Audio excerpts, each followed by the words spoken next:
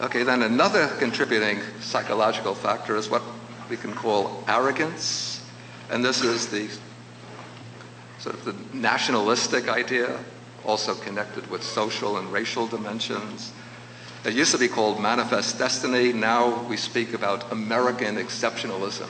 You know, the American way of life is not to be negotiated. America is the indispensable country, so we are entitled to explore for fossil fuels any place in the world. We are entitled to consume a far greater amount of carbon fuels than any other country. We are entitled to emit to unlimited amounts of carbon emissions because we are the special nation on the earth.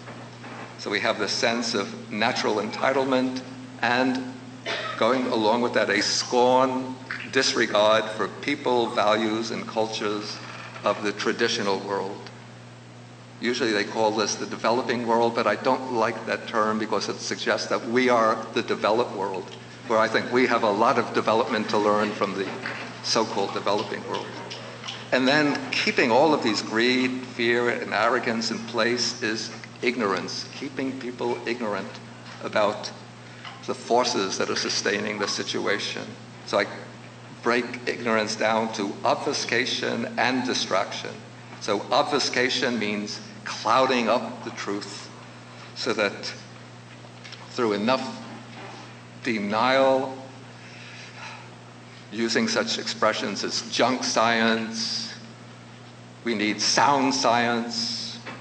So people are confused, even, don't have the percentage, but I think the majority in Congress refuse to admit that climate change is real. They take a vote in the House of Representatives, is climate change real? The majority votes no, and so it's taken as a stated fact that there is no such thing as climate change, or it's not caused by human activity. Okay, and then the mainstream media, they'll speak about a disaster here, a hurricane here, a dry spell here, but they don't connect the dots, or at least they're reluctant to do so, and say this is all stemming from a particular underlying causal network of factors, which is what we call climate change. And then to keep people distracted, we have popular entertainment, the culture of sports stars, music stars, changing popularity figures. Okay, but going to a more deeper level is what I call the deep meta-program, the source code underlying 2C. And this is what I call an ideological cancer. It always comes down to a metaphysic, the metaphysic of personal atomism, that the ultimate reality is the private self seeking its own enhancement, its own gratification. And so this leads to an objectification of others and of nature. And going along with this is something we call the ethic, even though it seems extremely unethical, but it's the idea that rational behavior means seeking to maximize one's own private self-interest. And so through some kind of mystical process, that is supposed to lead to the welfare of the greatest number. You know, the magic hand of the market, the invisible hand of the market. And so this leads to an attitude of the commodification of nature and the objectification of other people who are treated just as means to our own personal and corporate ends. Then the application of the program leads to the quest for exponentially increasing returns on investment, ever increasing profits. And the consequence of this is the pursuit of infinite growth and the colonization of all other domains of value, human value, natural value, aesthetic value, by market value, financial value. And so the critical, what I call the critical key for decoding the system is that the pathology of the whole system arises because monetary value is exalted to the position of ultimate value. So all other domains of intrinsic life value, natural, human, and spiritual, are colonized, subjugated, and turned into instruments for maximizing monetary value. So what are we going to do about it? this. So we have the ecological truth of the cessation of suffering. So this is saving the earth and redeeming human civilization. So we must promptly and seriously address 2, A, B, C, and D. And the way to do this is what might be called the ecological Noble Eightfold Path. And so we have first the 4 prerequisites: right view, right intentions, and right speech. Right view is clearly discerning and understanding the dangers of climate change, particularly of carbon emissions. Understanding and explaining the benefits of a transformed economy, social order, and culture. Then awakening a sense of global human justice when we recognize the impact of climate change on communities around the world, especially in the global south. And then inspiring solidarity based on universal loving kindness and compassion, not as beautiful buzzwords, but as spurs to effective, demanding, transformative action. Oops. And so we have to take 4 steps to eliminate these obstructions. One is to break the grip of the corporations on politicians. We really have to start going from the surface level to the depth level, limiting the role of money in politics through lobbying and election contributions, reject trade agreements, including the TTP and the TIPP. Oops. Reject trade agreements. And I thank Dan Layton for pointing this out again and again. Reject trade agreements that allow corporations to abrogate laws and regulations adopted by sovereign governments to protect the health, social well-being, and the natural environment. Here we see, through these trade agreements, profit takes pride of place. If there's any obstruction to corporate profit, the regulations have to be struck down because the ultimate value is corporate growth and the expansion of the economy.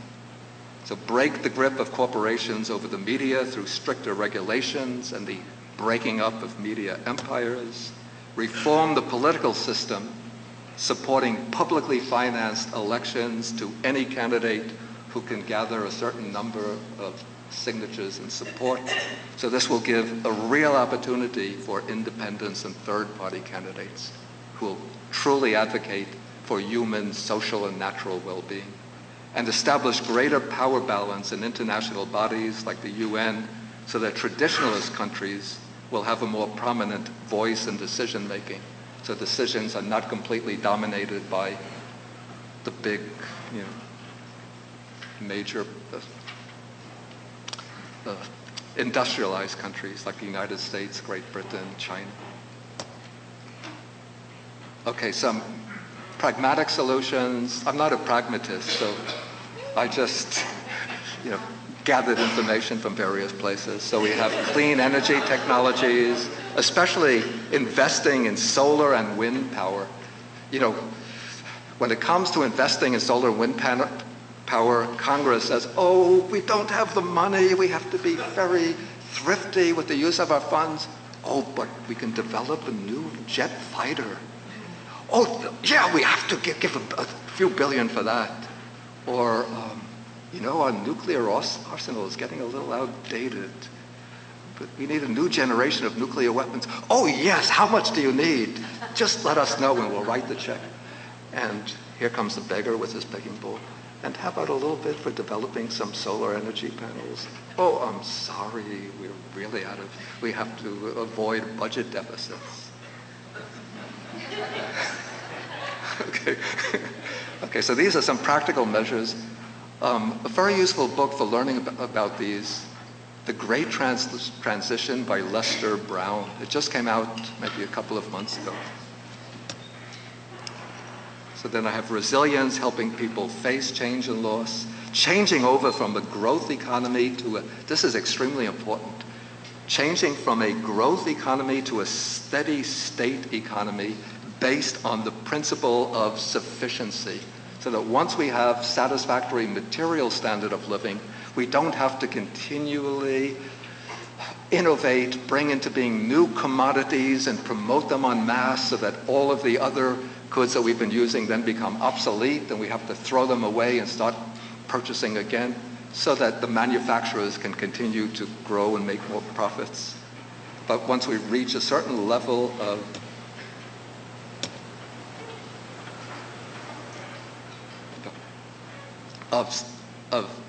economic well-being, then we maintain this principle of sufficiency or contentment over infinite growth and endless consumption. Okay, then I have what I call cultivating spiritual mindfulness. That is, involves respecting natural value, reverence for the earth, honoring nature, other species, and restoring a sense of the sacredness of the cosmos. Restoring human value, the affirmation of human dignity, celebration of human unity and equality, and new models of governance rooted in intersubjective solidarity. That is, respecting all other people in a community, in a nation, as centers of subjective experience, who not objectified and treated just as a means to an end, useful when we can profit off them, and then disposable when we no longer need them, but recognizing every human being as a subjective center of value, of infinite value, to be respected, preserved, and their life enhanced.